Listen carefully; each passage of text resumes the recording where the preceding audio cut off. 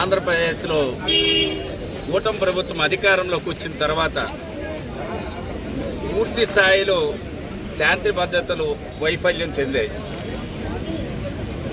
ఉద్దేశపూర్వకంగా వైఎస్ఆర్ పార్టీ కార్యకర్తలపైన, నాయకులపైన, ప్రజలపైన నిర్ద్వందంగా ఇంట్లో జొరబడి అధికార మదంతోనే అధికారులను అడ్డకు పెట్టుకుని పోలీసుల్ని పక్కన పెట్టి దాడులకు పాల్పడుతున్నారు.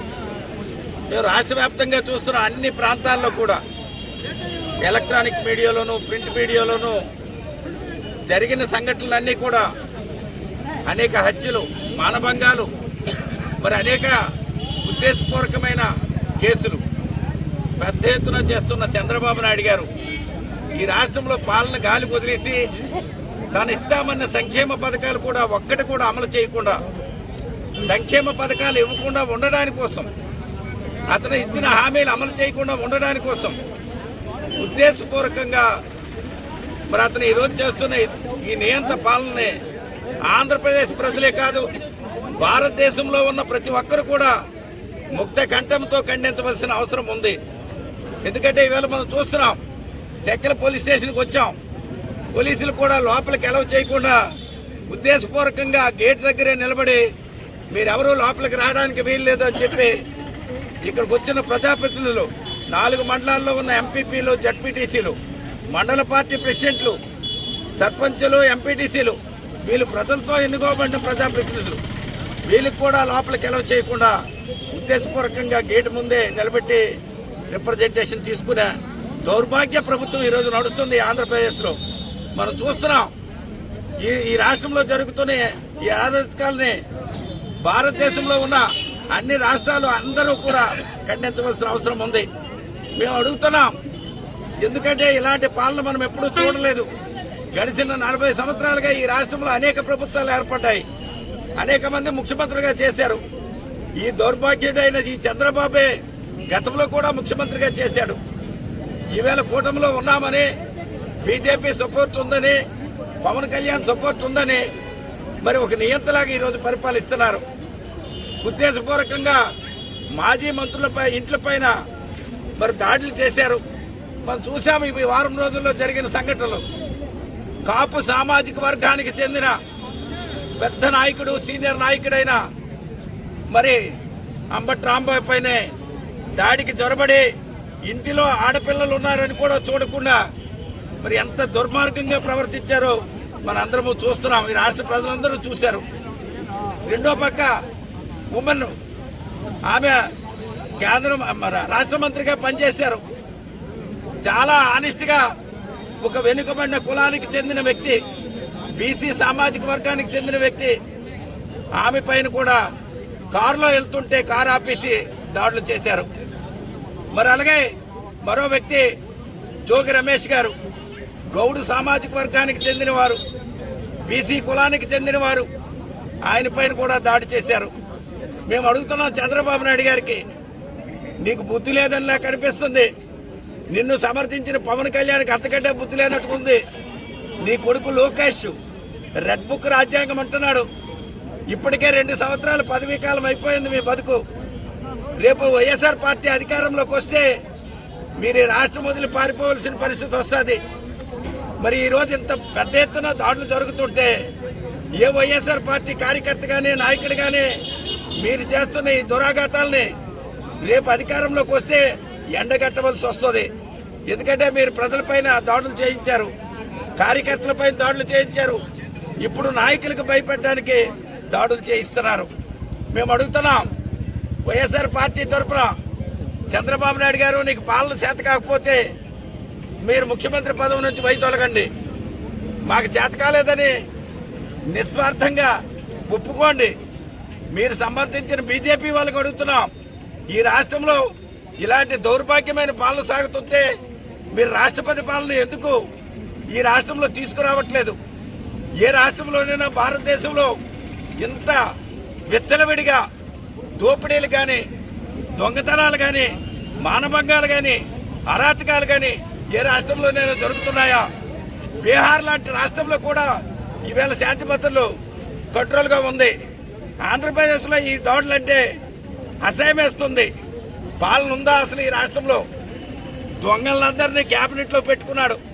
ఇక్కడున్న అచ్చెన్నాయుడు రాష్ట్ర క్యాబినెట్లో ఉండి పోలీసులు దొప్పు తినడానికి వచ్చారా అని చెప్పి గతంలో దుర్భాషలాడిన పనికి మాలిన రాష్ట్ర మంత్రిత్వం ఈరోజు రాష్ట్రం కోసం ఎప్పుడు నిరంతరము అతను పదవి కాపాడే కోసం జగన్మోహన్ రెడ్డిని తిట్టడం, వైఎస్ఆర్ పార్టీలపైన కేసులు కట్టడం, వైఎస్ఆర్ పార్టీ కార్యకర్తలపైన దాడులు చేయించడం, ఇది వీళ్ళ సంస్కృతి. మేము అడుగుతున్నాం వైఎస్ఆర్ పార్టీ తరఫున, ఈ దాడులు మీరు ఆపకపోతే ప్రతి దాడులు రావాల్సి వస్తుంది. ఈ పోలీస్ స్టేషన్లు ఆల్రెడీ పసుపు రంగేసుకొని ఈవేళ పోలీసులు ఇక్కడ ఉంటున్నారు. ఇక్కడున్న సిఐ తెక్కలే టౌన్ సిఐ అయిన వ్యక్తి, నేను అతనికి చెప్తున్నాను, ప్రజాప్రతినిధులు ఫోన్లు చేస్తే కూడా మీరు ఫోన్ ఎత్తలేని పరిస్థితిలో ఉన్నారు. మేము ఎందుకు ప్రజలతో ఎన్నుకోబడ్డాం, ప్రధాన ప్రతిపక్షంగా మేము బాధ్యతలు నిర్వర్తిస్తున్నాం. మా ఫోన్లు ఎత్తడానికి కూడా మీకు ఖాళీ లేదా? మీరు ఏం చేస్తున్నారు? అసలు ప్రజల రక్షణ కోసం ఉన్నారా, స్వార్థం కోసం ఉన్నారా? మీ స్వార్థపరుడైన మీ మంత్రిని మరి ఆయనకి తబేదారులుగా మీరు పనిచేస్తున్నారా? ఇది ఎన్నాళ్ళు కొనసాగుతుంది? సిఏ గారు ఇప్పటికైనా మీకు మాకు వ్యక్తిగత శత్రుత్వాలు లేవు. మేము ప్రజల కోసమే చెప్తాము, ప్రజల విషయాలే మీ దృష్టిలోకి తీసుకొస్తాము. మీరు దాన్ని కూడా ఫోన్ ఎత్తలేని పరిస్థితిలో మీరు ఉంటే రేపు మా ప్రభుత్వం అధికారంలోకి వస్తే ఇండియాలోనే మీరు ఉద్యోగం చేయడం కష్టమైన పరిస్థితి వస్తుంది. ఒక్క ఆంధ్రప్రదేశ్లే కాదు, ఎన్నాళ్ళు మీకు ఇలా సాగుతుందని అడుగుతున్నాం. ఇది అచ్చెన్నాయుడే శాశ్వతంగా ఉండిపోతాడా? అచ్చెన్నాయుడే ఇలాంటి తెలుగుదేశం అధికారంలో ఉండిపోద్దా? మరి ఏ ప్రభుత్వం రాదా? ప్రజలకు రక్షణ కల్పించవలసిన పోలీసు వ్యవస్థ ఇంత దుర్మార్గంగా వ్యవహరిస్తుంటే మేము ఎవరికి చెప్పుకోవాలా? ఇది ఇక్కడ జరుగుతున్న సంఘటనలు. ఈ మధ్య కాలంలోనే మేము చూసాం. ఈ పక్కన మరి కామేశ్ అని సర్పంచ్, అతను తాలూగా భూమిని హైకోర్టు ఆర్డర్ ఇచ్చినా సరే దానిపైన కేసులు కట్టారు.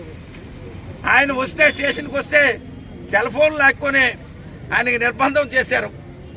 ఈ పక్కనున్న సాకపేల కొత్తూరు ప్రెసిడెంట్ వాళ్ళు వస్తే వాళ్ళపైన కూడా మీ ఇష్టమిత్రులను ప్రవర్తించారు. ఏ గ్రామస్తుడు వచ్చినా సరే విపరీతమైన దుర్భాషలతో మాట్లాడుతున్నారు. మీరు ఇలాగే ప్రవర్తిస్తే పోలీస్ స్టేషన్ల పైన మేము దాడులకి వెనక్కి తగ్గమని చెప్పి ఈ సందర్భంగా పోలీసులకు మేము హెచ్చరిస్తున్నాం. మీకే చట్టం పైన రాజ్యాంగం పైన విశ్వాసం లేకుండా మీరు పనిచేస్తున్నారు. నేను ఎస్పీ గారికి చెప్తున్నాను, డెక్కల్లో ఉన్న పోలీస్ వ్యవస్థ, ఎస్పీ గారు మీరు గమనించండి, ఇప్పటికే ఇక్కడ గంజాయి వ్యాపారం చేసుకుంటున్నారు, అధిక వడ్డీ వ్యాపారాలు చేసుకుంటున్నారు, గ్రానైట్ల దగ్గర దోచుకుంటున్నారు. ఎక్కడ ఏమి దొరుకుతుంది ఉదయం నుంచి సాయంత్రం వరకు ఇక్కడ పోలీసులు దోచుకోవడానికి కోసమే తిరుగుతున్నారు. కానీ ఇక్కడ అతను సామాజిక వర్గం, అచ్చెన్నాయుడు గారి సామాజిక వర్గమైన డిఎస్పీ గారు, 2 సిఐలు, 3 ఎస్ఐలు కేవలము అతని కింద తబేదారుగా పనిచేస్తున్నారు తప్ప ప్రజల రక్షణ కోసం పనిచేయడం లేదని చెప్పి ఈ సందర్భంగా నేను మనవి చేస్తున్నాను. ఇప్పటికైనా ఎస్పీ గారు మీరు కలుగు చేసుకోండి, వాస్తవాలు తెలుసుకోండి. ఇక్కడ జరుగుతున్న సంఘటనలు మీరు క్లియర్గా అర్థం చేసుకోమని ఎస్పీ గారికి రిక్వెస్ట్ చేస్తున్నాం. ఈవేళ మేము పోలీస్ స్టేషన్కి ఈ సంవత్సరంన్నర కాలంలో ఏనాడు కూడా పోలీస్ స్టేషన్ మెట్లు మేము ఎక్కలేదు. కనీసం మేము ఫోన్ ద్వారా చెప్పాము తప్ప ఏ రోజు కూడా పోలీస్ స్టేషన్ వైపు మేము రాలేదు. ఇలా పోలీస్ స్టేషన్ ముందు కూర్చొని మా నిరసన తెలియజేస్తామని చెప్పి ఈ సందర్భంగా హెచ్చరిస్తున్నాం. మరి ఈరోజు చూస్తున్నాం, లడ్డూ విషయాన్ని భూతద్దంలో పెట్టి విస్తృతమైన ప్రచారం చేశారు. తిరుపతి లడ్డూని కలుషితమైపోయింది, కొవ్వు పదార్థాలు దీంట్లో చేరాయి, దీంట్లో జంతు కొవ్వు ఉంది, పంది కొవ్వు ఉంది. ఇలాంటి దుష్ప్రచారంతో అధికారంలోకి వచ్చిన నుంచి చంద్రబాబు నాయుడు గారు ఈ ప్రయత్నం చేశారు. ఈవేళ సిట్ అనే నివేదిక కేంద్ర ప్రభుత్వమే స్వయంగా వేసి 8 మందితో కమిటీ వేసి డీజీపీ స్థాయి అధికారిని నియామకం చేసి ఎంక్వైరీ చేస్తే ఆ కొవ్వులో ఏ లడ్డూలో కూడా కొవ్వు పదార్థాలు లేవని వాళ్ళ నివేదికలు స్పష్టంగా రాయటం జరిగింది. వాళ్ళ ఛార్జ్ షీట్లో ఇవి నమోదు చేయడం జరిగింది. మరి బుద్ధున్న చంద్రబాబు నాయుడు లేకపోతే బుద్ధున్న కేబినెట్ మంత్రులు కానీ ఆయనకి సమర్థిస్తున్న పవన్ కళ్యాణ్ కానీ పనికిమాలిన లోకేష్ కానీ మీకు దమ్ముంటే సిట్ అధికారులు ఇచ్చిన ఎంక్వైరీ రిపోర్ట్ని బహిర్గతం చేసి మీకు సమర్థిస్తున్న మీడియా ద్వారా ప్రచారం చేయండి. మీకు అది చేతకాక ఫ్లెక్సీలు కట్టి ప్రజల్లో అల్లకొల్లాలం సృష్టించి విపరీతమైన ధోరణితో దుష్ప్రచారం చేస్తున్నారు. ఇది ఎన్నాళ్ళు కొనసాగదు. తిరుపతి శ్రీమణి వెంకటేశ్వర స్వామిని మీరు అపచారం తీసుకొచ్చే విధంగా భారతదేశంలో పుట్టిన ప్రతి ఒక్క పౌరుడు, ప్రతి ఒక్క హిందువు తిరుపతిని సందర్శించుకొని ఆ మహాదేవుని ఆశీస్సులు పొందాలని ప్రతి క్షణము తప్పిస్తుంటారు. అలాంటి విషయాన్ని కూడా మీ రాజకీయ లబ్ధి కోసం వాడుకున్న దుర్మార్గులు మీ కూటమి ప్రభుత్వం నాయకులు. అందుకే చంద్రబాబు నాయుడు గారికి, పవన్ కళ్యాణ్కి, లోకేష్కి బుద్ధి రావాలని ఈ సందర్భంగా మనవి చేస్తూ ఈవేళ టెక్కల్ నియోజకవర్గం నుంచి వచ్చిన వైఎస్ఆర్ పార్టీ నాయకులందరికీ పేరు పేరున నా హృదయపూర్వకమైన ధన్యవాదాలు తెలియజేస్తూ ఈ కార్యక్రమాన్ని